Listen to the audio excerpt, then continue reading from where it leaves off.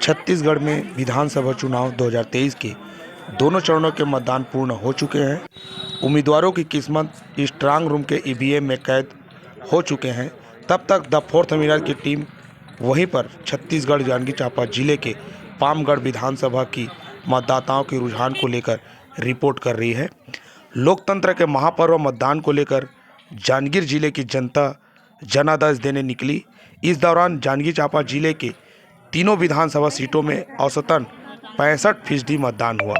17 नवंबर को सुबह 8 बजे गुलाबी ठंड के साथ मतदाताओं ने अपना मतदान करने मतदान केंद्र पहुंचे, जो कि 7 बजे से शुरू हो चुका था। खेती किसानी एवं स्थानीय रोजगार करने वाले मतदाता सबसे पहले मतदान कर अपने काम पे निकल गए।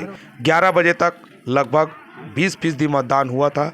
इसके बाद दोपहर मतदान करने वालों की संख्या में वृद्धि के साथ लंबी कतार में 3 बजे तक 52% में मतदान की संख्या में तब्दील हुई। फिर शाम 5 बजे तक औसतन जिले की तीनों सीटों में लगभग 65% से ज़्यादा मतदान हुआ, जिसमें पुरुष 64% एवं महिला 67% मतदान किए। जांजगीर चांपा जिले के विधानसभा सीट में 68.63%, वही अकलतरा में लगभग 68% और पामगढ़ में सबसे कम 60% मतदान हुआ। पामगढ़ को बसपा की गढ़ माने जाने वाली विधानसभा सीटों में बहुजन समाज पार्टी की उम्मीदवार इंदु बंजारे मैदान में थी, जबकि कांग्रेस से शेषराज हरबंश, भाजपा से संतोष लहरे, जोगी जनता कांग्रेस से गोरलाल बर्मन और आप पार्टी से श्यामलाल बंजारे अपनी किस्मत आजमा रहे हैं। राजनीतिक जानकारों का मानना है कि पिछले 20 सालों में पामगढ़ से किसी भी दल को दूसरी बार जनता ने भरोसा नहीं जताया है।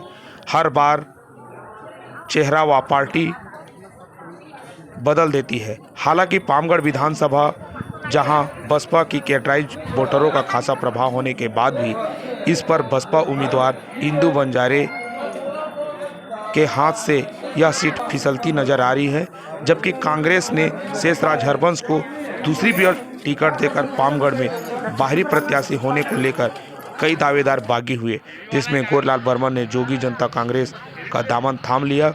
वहीं पुष्पा पांडे को भी भीतरघात होने की शिकायत पर पीसीसी ने नोटिस थमाया है।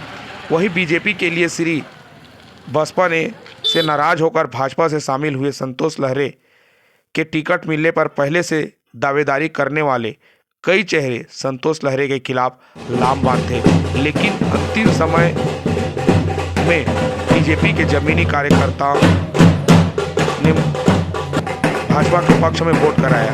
पिछली विधानसभा 2018 में 67% मतदान हुआ था, जिसमें जीत हासिल करने वाले उम्मीदवार ने 50,000 से अधिक वोट हासिल किया था, जबकि वर्तमान 2023 के इस विधानसभा चुनाव में 60% से कम वोट होने पर इस बार 50,000 से भी नीचे वोट पाकर प्रत्याशी जीत सकते हैं।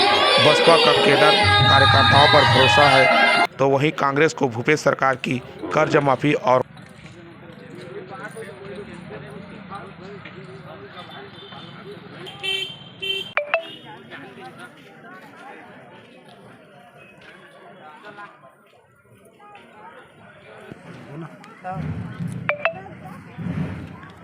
मशीन स्लो से आती है। यहाँ के मशीन स्लो से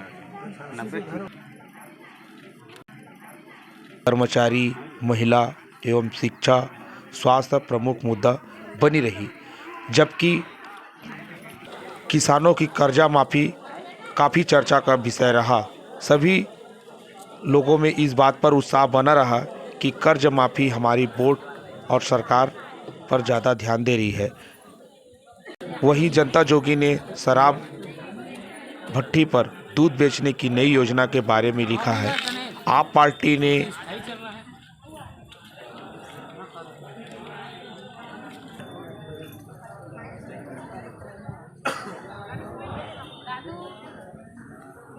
जबकि बसपा ने संविधान को ही अपना घोषणा पत्र मानकर कहीं भी घोषणा पत्र जारी नहीं किया है। छत्तीसगढ़ की 50% सीटों में बागी एवं तीसरी मोर्चा के दखल अंदाजी से बीजेपी एवं कांग्रेस की जीत पर सस्पेंस बना हुआ है, जिसकी फैसला 3 दिसंबर को होगी। इस बार ज़्यादातर सीटों पर त्रिकोणीय मुकाबला बना हुआ है, जिसका प्रमुख कारण बागी उम्मीदवारों का होना बताया जा रहा है। गांव से लेकर शहरों तक महिलाओं की लंबी कतारें दिख रही है। वहीं महिला मतदाताओं को रिझाने के लिए 1000 रुपया से लेकर 1500 तक की घोषणा बीजेपी और कांग्रेस ने की है। नए मतदाताओं ने अपनी शिक्षा, रोजगार और बेरोजगारी भत्ता की योजनाओं पर उत्साहित होकर अपनी उत्साह पर प्रथम बार भी मतदान किए हैं। छत्तीसगढ़ निर्वाचन आयोग की पहल पर 17 नवंबर के लगभग 8 दिन पूर्व 80 प्लस बुजुर्गों एवं 40% से ज़्यादा दिव्यांगों के घर घर जाकर मतदान कर्मियों ने वोट डलवाया एवं मतदान अधिकारियों ने भी अंतिम चरण के ट्रेनिंग के दिन अपने अपने ट्रेनिंग स्थल पर ही वोट दिया एवं सेल्फी जोन पर फोटो लेकर सोशल मीडिया पर बखूबी वायरल भी किया। जबकि जिला निर्वाचन अधिकारी ने छत्तीसगढ़ भाषा में न्योता देकर मतदाताओं से अपील किया, जिस पर निर्वाचन आयोग ने चुनाव चिरई का लोगो जारी किया था। इसी तर्ज पर कुछ खास जगहों पर संगवारी मतदान केंद्र पर महिला मतदान कर्मियों एवं सजावटी ने सभी मतदाताओं को आकर्षण करने हेतु सजाया गया था। वहीं पामगढ़ के हृदय स्थल पर स्थित अंबेडकर चौक पर विभिन्न राजनीतिक दल एवं संगठन के नेता आकर कांग्रेस से बागी होकर जोगी कांग्रेस का दामन थामने वाले गोरेलाल बर्मन से हमारे फोर्थ मिनट यूट्यूब चैनल में आप सबका स्वागत है। बातचीत आज हम पामगढ़ विधानसभा के प्रत्याशी गोरेलाल बर्मन के यहाँ चुनाव खत्म होने के बाद हम चुनावी समीकरण को समझने के लिए और मतदाताओं का जो रुझान किस तरीके का था इसको जानने के लिए उनसे हम चर्चा करने आए हैं। और पामगढ़ विधानसभा में द्वितीय चरण पर मतदान हो गया है और लगभग 60% मतदाताओं ने इस बार मतदान किया है। वोटिंग का प्रतिशत काफ़ी कम रहा, मतलब मतदाताओं का रुझान उस तरीके से नहीं रहा है बाकी विधानसभा की अपेक्षा। तो हम जानना चाहेंगे कि जोगी जनता कांग्रेस से प्रत्याशी बने गोरेलाल बर्मन जी से कि किस तरीके से इस बार का समीकरण बन रहा है और उनको जनता का मन भावने में क्या कुछ हो रहा है और क्या रहेगा जीत का समीकरण, इसको हम जानना चाहेंगे। जी गोरेलाल जी बताएंगे। जय जोहार, प्रणाम। पामगढ़ विधानसभा का चुनाव बहुत ही शांतिपूर्वक संपन्न हुआ है, लेकिन जिस तरीके से रुझान आना चाहिए, यहाँ कोई भी दल या कोई भी प्रत्याशी ये नहीं कह सकता कि हम जीत रहे हैं। जीतने के लिए सभी खड़े हैं, लेकिन आम जनता में एक साइलेंट मतदान हुआ है। निश्चित रूप से तीनों पार्टी राष्ट्रीय पार्टी है, उनके वोट बैंक हैं, उनको नकारा नहीं जा सकता। लेकिन जिस तरीके से कांग्रेस का वातावरण यहाँ पहले था, मेरे दल छोड़ के चुनाव लड़ने से कांग्रेस का वातावरण यहाँ निश्चित रूप से अलग अलग हुआ है। कांग्रेस का जो प्रत्याशी हुआ वो बाहरी हो गया। मैं स्थानीय था, लोगों की मानसिकता मेरे साथ थी, यहाँ के कार्यकर्ता, यहाँ के किसान, मतदाता, सबके मन में उत्साह था कि इस बार हम गोरेलाल बर्मन को जिताएंगे। लेकिन पार्टी ने प्रत्याशी बदलकर गलती किया, वो इससे बिखराव की स्थिति तो हुई है। जो कांग्रेस से नाराज़ हुए पता नहीं वो किधर गए हैं, और बसपा का 5 साल में यहाँ विधायक था, उससे भी नाराज़गी थी, उसके नाराज़ वोटर किधर गए हैं। भारतीय जनता पार्टी में संतोष लहरे जो पूर्व में बसपा का नेता था, वो अचानक बसपा की विचारधारा और फिर भाजपा के विचारधारा तो मेल खाना संभव नहीं है। तो उसके जो नाराज वोटर थे वो किधर गए? मैं तो एक विकल्प था। जोगी कांग्रेस पहले बार चुनाव लड़ी है, मैं निर्दलीय भी लड़ता तो वो यही स्थिति रहती। लेकिन मैं, चूँकि अजीत जोगी जी इस प्रदेश के प्रथम मुख्यमंत्री रहे और जनता कांग्रेस यहाँ का इस स्थानीय पार्टी है, छत्तीसगढ़ का राज्य स्तरीय पार्टी है, राज्य का पार्टी है और इसका सिंबल जो है वो हल चलाता हुआ किसान है।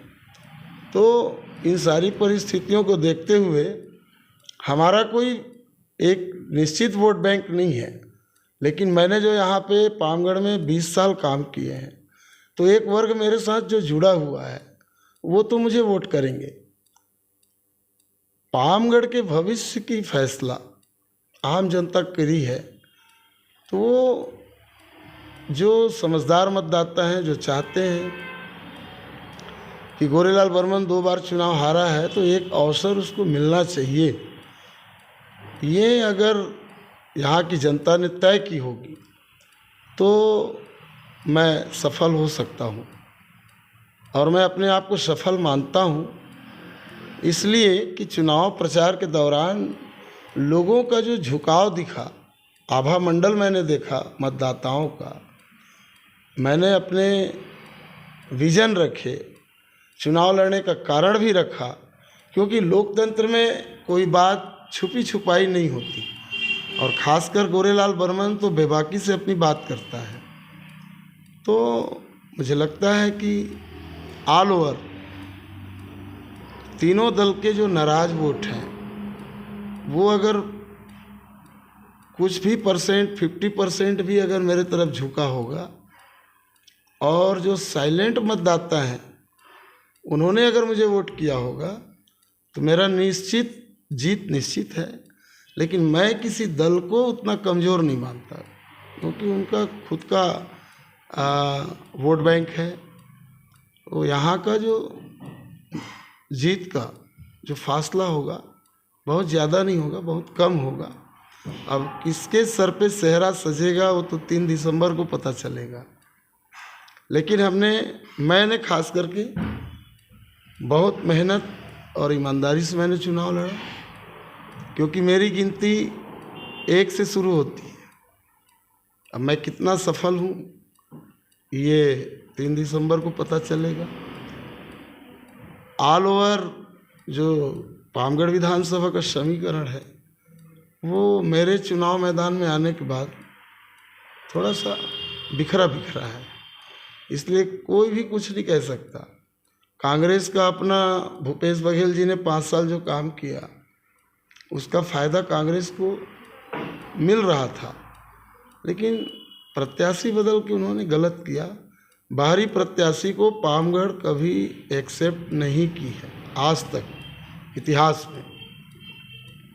यहाँ कोई भी प्रत्याशी पैसे के बल पे चुनाव आज तक नहीं जीत पाया है। यहाँ के मतदाता सहानुभूति जिसके प्रति रहती है उसी को जिताते आई है। मैं आश्वस्त हूँ, जनता जो आदेश करेगी सिरोधार्य है, क्योंकि राजनीति कभी ख़त्म नहीं होता। हमने पूरी ईमानदारी से चुनाव लड़ी है।